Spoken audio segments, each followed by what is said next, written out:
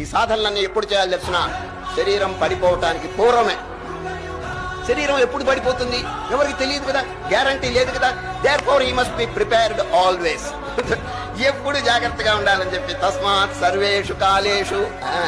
కనుక జీవితం అనేది మహా ప్రమాదకరమైనటువంటిది, ఒక బుడగ వంటిదండి. ఎప్పుడు చితికిపోతుందో ఎవరికి తెలియదు.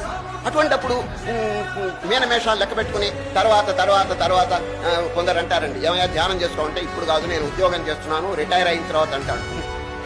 ఆ రిటైర్ అయ్యే వరకు వీడు ఉంటాడో పెద్ద రిటైర్మెంట్ వస్తుందో ఎవరికి తెలుసు చెప్పండి. కనుక ఇటువంటి సందర్భాల్లో యాజ్ సూన్ యాజ్ పాసిబుల్ ఎంత శీఘ్రంగా ఈ ఆధ్యాత్మిక విషయంలో మనం పరిచయం పొందుతామో అంత ధన్యులవండి.